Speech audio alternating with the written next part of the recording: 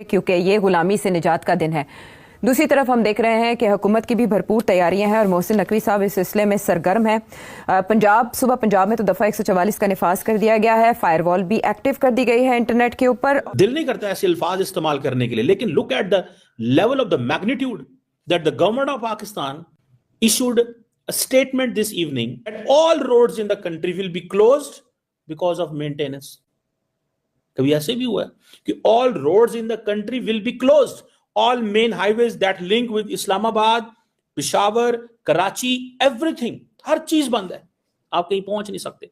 जो लोग सड़कों पे हैं वो सड़कों पे रहेंगे, जो घरों में हैं वो घरों में रहेंगे। क्यों? क्योंकि एक पार्टी घर से बाहर निकलने लगी है और वो आएगी। ऐसे लग रहा है जैसे खौफ है। कॉन्फ्रंट्रेशन बेसिकली क्या है? पाकिस्तानी वर्सेस पाकिस्तानी। यार खुदा का खौफ करो, मेरे दोनों बाजू आपस में लड़ पड़े, इधर मेरे हाथ में छुरी हो, उधर मेरे हाथ में छुरा हो। क्या है? इस्लामाबाद के हालात को देखकर, टीवी को देखकर, साफियों को देखकर, बहुत सारे बड़ों की शक्लें देखकर ऐसा महसूस हो रहा है कि जनाब ये एक आहट है, एक कैफियत है जो कि तारी हो गई है और एक अवामी समुंदर है, अवामी रहला है, एक तूफान है, एक सुनामी है अवाम का जो कि इस्लामाबाद से टकराने वाला है। ये जो अप्रोच है कि वो कॉल देते हैं और ये बंद कर देते हैं शहर को और फिर उसके बाद अब प्रॉमिस बंद होने शुरू हो गए। They need to think seriously about this. कोई खान को कैसे आप, वो तो हर दूसरे दिन फिर कहेगा आ जाओ। अगले दिन मैं एक डिनर रिसेप्शन में था, एक डिप्लोमेट्स की, वहां पे उन्होंने कहा जी हर बंदा तो मुल्क छोड़ना चाहता है। सियासतदानों की हरकतों की वजह से ये क्रेडिट इमरान खान को जाता है कि जिसने इस मुल्क को धरनों पे, जल से जुलूसों पे लगा दिया। ऐसी हर के अंदर तमाम मेन हाईवेज बंद कर दिए जाए। क्यों? कि एक जमात परसों जो है वो एहतजाज करने लगी है। इस्लामाबाद के इर्द गिर्द कंटेनर्स लगा दिए। कुछ दिन पहले मुझे एक डिप्लोमेट ने ये कहा कि ये इस्लामाबाद नहीं है, ये कंटेनरा आबाद है, यानी कि यहाँ कंटेनर हैं, कंटेनर्स ही कंटेनर्स हैं। मुझे समझ नहीं आ रही मातम किसकी अकल पे करना चाहिए, हुकूमत की या अपोजिशन की। इमरान खान साहब जो हैं इस मुल्क पे रहम खाएं। जब 2018 से लेके 21 तक वो हुकूमत में थे, 22 तक, तो थोड़ा अरसा प्रोटेस्ट नहीं हुए। जब वो अपोजिशन में जाते हैं सारा टाइम सड़कों पे रहते हैं। मुझे ये बताएं कि जिस मुल्क के अंदर पिछले 11 दिनों के अंदर 100 लोग मारे गए हों, जिसमें पुलिस भी है, जिसमें फौज भी है, जिसमें आम आदमी भी है, मतलब एक तरफ दहशतगर्दों ने हमला किया है, दूसरी तरफ पॉलिटिकल वायलेंस है, और फिर कहते हैं जी हम जियो इकोनॉमिक्स की बात करते हैं कि जो अपने लालच की खातर, अपने लिए, for the sake of themselves, एक पॉलिटिकल पार्टी दूसरी पॉलिटिकल पार्टी, हर एक को सड़कों पे आना चाहता है। हमें पता चला था कि जब कराची के अंदर प्रोटेस्ट होते हैं तो सारी की सारी कराची बंद हो जाती है। मुझे आज समझ लगी है कि जब आप मेन हाईवेज बंद करें, और हुकूमत ने तमाम मोटरवेज बंद कर दी हैं पाकिस्तान की, मेन हाईवेज बंद कर सकती हैं, ना मुल्क के अंदर शादी हो सकती है, ना किसी की फतीदगी पे कोई पहुंच सकता है, ना कोई अपने किसी मरीज को अस्पताल लेके जा सकता है, ना हम किसी की खुशी में जा सकते हैं, ना किसी की गमी में जा सकते हैं। मुझे ये बताएं ये मुल्क कैसे चलेगा? कारोबारी लोग क्यों इंडिया और बांग्लादेश और नेपाल ना जाएं? आपने कभी नेपाल जाके देखा है? कितना अच्छा माहौल है वहां पे, लोग कैसे वहां पहुंचते हैं? कभी जाएं देखें नेपाल के अंदर, कभी कोई प्रोटेस्ट नहीं होता। आप जाएं इंडिया के अंदर, बड़े आराम से लोग अपना कारोबार कर रहे हैं, लोगों को पता है वहां पे जाएंगे। आज पाकिस्तान के लोग जो हैं जिन्होंने जहाजों पे चढ़ना है वो एयरपोर्ट नहीं पहुंच सकते। मुझे सिर्फ ये बताएं कि कितने जहाज हैं जो डेली बेसिस पे इस्लामाबाद उतरते हैं और वो लोग अपने घरों को नहीं जा सकते। और वो घरों को इसलिए नहीं जा सकते, द रीजन बिहाइंड इज कि भाई जब सड़कों पे निकलेंगे, मोटरवे पे निकलेंगे, तमाम सड़कें बंद होंगी। पॉलिटिशियन, सिविल सोसाइटी, आप नाम लें उस तबके का जो इस मुल्क को नहीं छोड़ना चाहता। अगले दिन मैं एक डिनर रिसेप्शन में था, एक डिप्लोमेट्स की, वहां पे उन्होंने कहा जी हर बंदा तो मुल्क छोड़ना चाहता है। I was shocked to know. मुझे एक सफारतकार ने ये बताया, उसने कहा कि हम जिन लोगों को स्कॉलरशिप देते हैं वो वापस नहीं आते।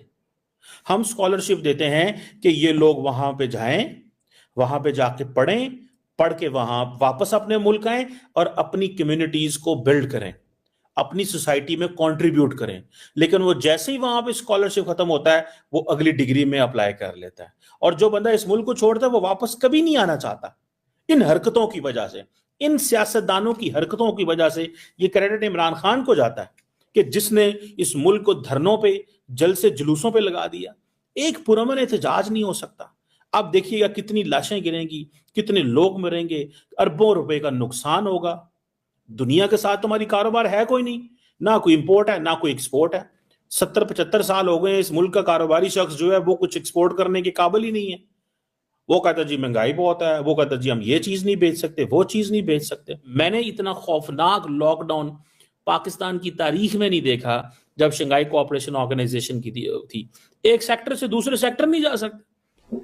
तो इसलिए ठीक है, ये नौबत ना आए तो बेहतर है। उसकी वजह ये नहीं है कि मैं समझता हूं इससे को बड़ी तोप चल जाएगी, चले ना चले, लेकिन ऐसी हर स्ट्राइक के साथ मुल्क कमजोर हो रहा है। Very true. उसका इमेज बर्बाद वैसे नहीं रह गया। इमेज हमारा कौन सा होना है, मैं तो वही बकवास कर रहा हूं।